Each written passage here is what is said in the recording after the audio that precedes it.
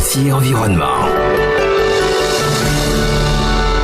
Chaque jour, l'être humain consomme une part importante d'énergie en se déplaçant, en se chauffant ou encore en s'éclairant, fournie en grande partie par les énergies fossiles, notamment le charbon, le pétrole, le gaz. Selon un rapport du réseau d'experts dédiés aux renouvelables REN 21 publié en 2021, celle-ci représentait encore 80,2% de la consommation d'énergie finale mondiale en 2019. Le reste provient de l'énergie nucléaire et des énergies renouvelables. Ces dernières, présentées comme l'une des solutions pour lutter contre le réchauffement climatique, s'installent petit à petit dans le système de production énergétique. Mais au fait, que savent les Ivoiriens des énergies renouvelables?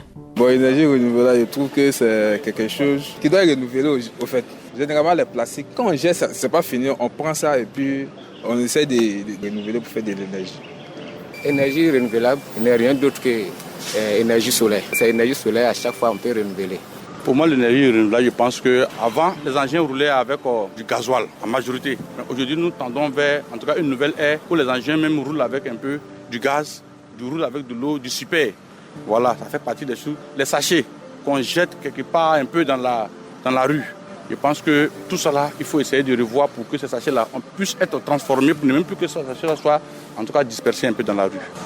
Concernant l'énergie renouvelable, c'est tout ce qui nous entoure, l'environnement. Il s'agit d'abord dans l'entourage, tout ce qui est pollution. On essaie de supprimer ça, puis créer d'autres sources d'énergie. J'entends parler d'énergie renouvelable, mais je ne sais pas exactement c'est quoi au juste. Pour moi, j'entends par énergie renouvelable le fait de réceptionner les ordures et mettre dans un coin de dépôt, puisqu'il y a des sociétés maintenant qui font les ramassages d'ordures. Et pas d'autres, ils prennent pour transformer.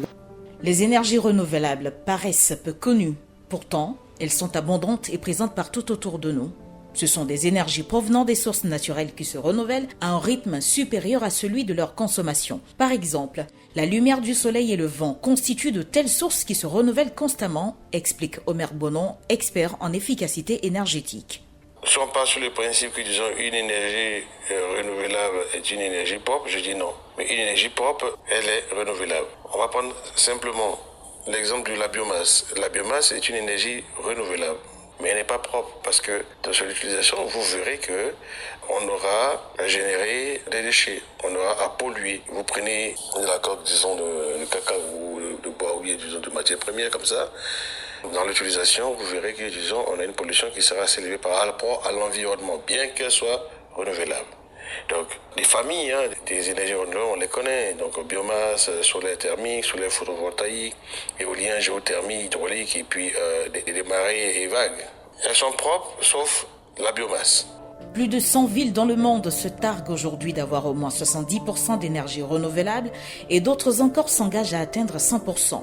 En Côte d'Ivoire, le gouvernement ivoirien ambitionne d'atteindre 45% d'énergie renouvelable dans son mix énergétique d'ici à 2030, rappelle le ministre de l'Énergie Coulibaly Sangafoa. L'objectif du développement durable numéro 7 est de garantir l'accès de tous à des services énergétiques fiables, durables et modernes à un coût abordable.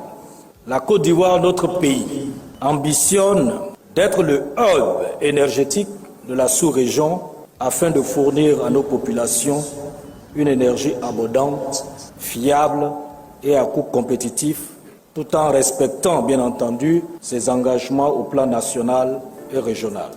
Pour ajouter l'acte à la parole, la toute première centrale solaire de la Côte d'Ivoire a même été inaugurée en avril 2024 à Bondiali, dans le nord du pays. 68 000 panneaux solaires rangés sur 36 hectares, avec une capacité de production de 37,5 MW. Elle est censée fournir de l'électricité à plus de 430 000 personnes. Peut-on dire cependant que les énergies renouvelables n'ont aucun impact sur l'environnement, monsieur Omer Bonon? Une énergie, elle est renouvelable, oui, mais à dire que, disons, elle ne pollue pas ou bien elle n'a pas d'impact, je ne crois pas. Parce que toutes les sources d'énergie que vous avez, vous aurez à les transformer pour pouvoir les utiliser au final. On va prendre le cas, disons, du solaire photovoltaïque. Oui, nous avons des panneaux, nous avons des batteries. Comment est-ce que, disons, nous fabriquons des bactéries? À partir de quelles matières premières? Ces matières premières, nous allons les extraire quelque part dans le sol. nous allons générer aussi également des émissions fusitives là-bas. Vous allez voir au niveau, disons, des panneaux solaires. Comment est-ce qu'on fabrique des panneaux solaires? Non seulement on demande plus d'énergie pour pouvoir faire des blocs, disons, des semi-conducteurs, ainsi de suite, mais tout ce que nous allons utiliser dans l'énergie renouvelable pour pouvoir aboutir à une énergie finale aura un impact sur l'environnement. Maintenant, l'impact sera mesuré en fonction de son empreinte carbone.